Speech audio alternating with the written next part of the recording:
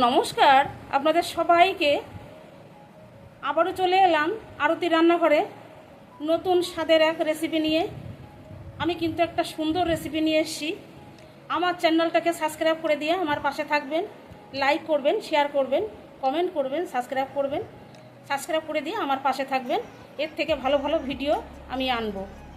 তা চলুন, আমি আজকে বানাবো আম কাসুন্দি। তা আম কাসুন্দি বানাতে কি কি লাগছে উপকরণ, তার সঙ্গে সাথে থাকুন, দেখুন। এখানে কালো সরিষা নিয়েছি 250 গ্রাম, সাদা সরিষা নিয়েছি 250 গ্রাম। আমি পরিষ্কার করে ধুয়ে পরিষ্কার করে নিয়ে আমি রোদ্দুরে দিয়ে আমি পরিষ্কার করে নিয়েছি। এইবারে লাগছে আম। আমি 250 500-র জন্য আমি 1 কিলো আম নিয়েছি। আর মশলা লাগছে মেথি দানা, গোলমরিচ, দারুচিনি, এলাচ, লবঙ্গ, জিরে, মেথি। আমি একটু শুকনো খোলায় ভেজে নেব, ভেজে গুঁড়ো করে নেব। আরও মশলা আমার সব গুঁড়ো করা আছে। আমি শুকনো লঙ্কা আরও গুঁড়ো আমি গুঁড়ো করে রেখে দিয়েছি। আমি দেওয়ার সময় দেখাবো, তার সঙ্গে সাথে থাকুন। আমি আম এই গ্রেটার দিয়ে আমি গ্রেট করে নেব, তার সঙ্গে সাথে থাকুন। আমি মিক্সিং বাটিতে দিয়ে আমি ব্লেন্ড করে নেব। কেউ যদি চান শিলেও বেটে নিতে পারবেন। আমি মিক্সিং জারে দিয়ে দিলাম, আমি গুঁড়ো করে নেব।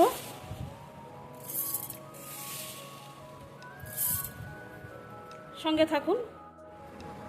মিক্সিং জারে আমি লঙ্কা গুঁড়ো করে নিয়েছিলাম এর আগে, তার জন্য এই বাটিতে শুকনো লঙ্কার গুঁড়ো লেগে রয়েছে। তো চলুন করে নিলাম, দেখুন।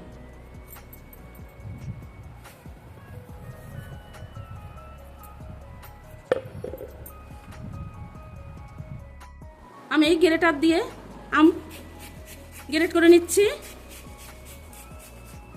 দেখুন। আমি সব আমগুলো আমি এইভাবে ঘষে নেব।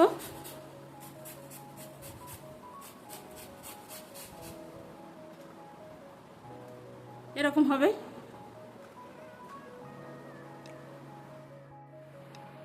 এবারে মশলাগুলো আমি ভেজে নেব।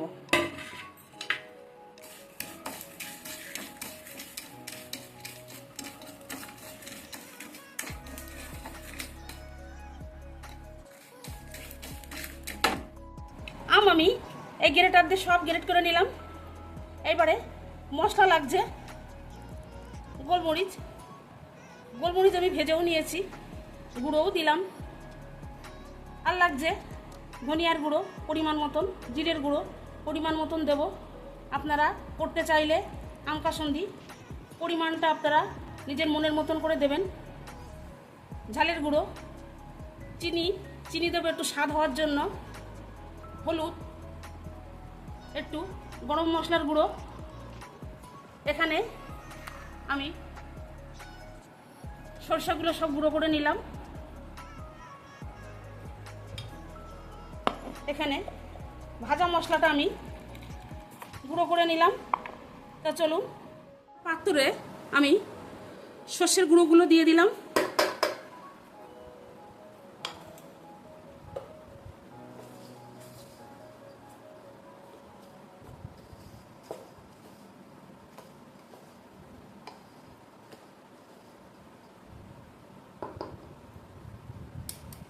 এইবারে আমি যে মশলাটা ভেজে নিলাম, ভাজা মশলাটা দিয়ে দিলাম।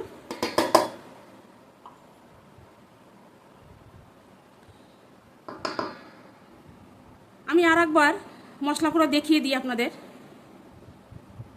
হলুদের গুঁড়ো, জিরের গুঁড়ো, ধনিয়ার গুঁড়ো,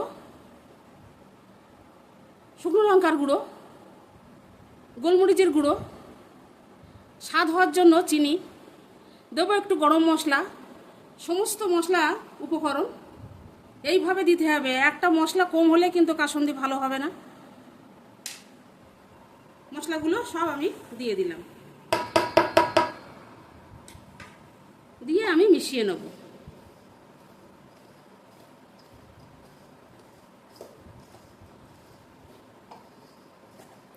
এইভাবে তৈরি করে আপনারা রোদ্দুরে দিয়ে সারা বছর খাবেন। একটা কাচের বয়ামে রেখে দিয়ে সারা বছর আপনারা খাবেন, সব কিছুর সঙ্গে খেতে পারবেন। শাকের সঙ্গে, ভাতের সাথে, রুটির সাথে আপনারা খাবেন, খেতে কিন্তু ভীষণ সুন্দর হয়। এইভাবে বানাবেন। এইবারে আমি আমটা দিয়ে দেবো।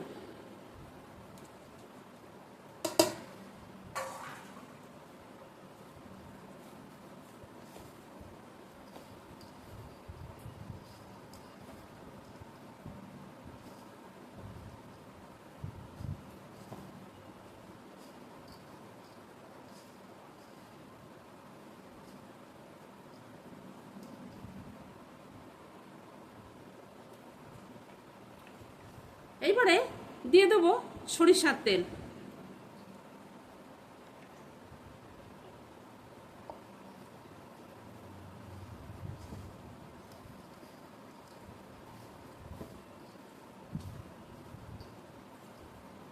আমি সমস্ত উপকরণ দিয়ে হাত দিয়ে মেখে নিলাম।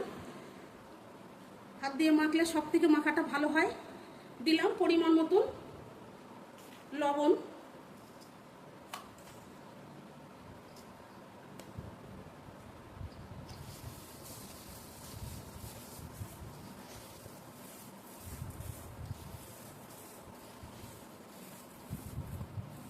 দেখুন কত সুন্দর হয়েছে।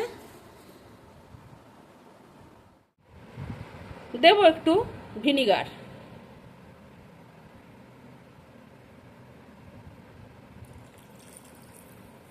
হাফ কাপ মতন দিলাম।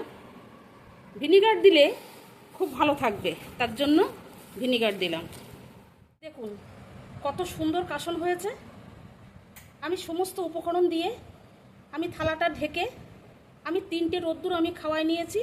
ঢাকনাটা কোনো রকম খোলা যাবে না, ঢাকনাটা ওইভাবে আটকেই রাখতে হবে, তা নাহলে ওর ঝাঁজটা বেরিয়ে যাবে, ঝাঁজটা আসবে না।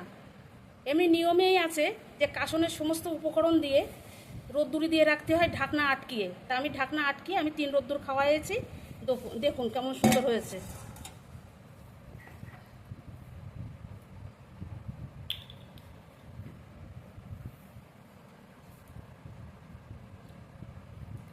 কাচের পাত্রে রাখবেন, কাচের পাত্রে থাকলে কাসন ভালো থাকবে। প্রত্যেকদিন রোদ্দুরি দেবেন, ঢাকনা খুলে দেবেন না, ঢাকনাটা বন্ধ করে দেবেন। ঢাকনাটা খুলে দিলে ঝাঁজটা বেরোয় যাবে। একটু সর্ষের তেল দিলাম আগে, দিয়ে এবার কাসনটা বয়ামে রাখছি। খুব সুন্দর হয়েছে। এইভাবে তৈরি করে খাবেন, কমেন্ট করে জানাবেন। ভীষণ সুন্দর হয়েছে, ভীষণ ঝাঁজ হয়েছে, না খেলে বুঝবেন না।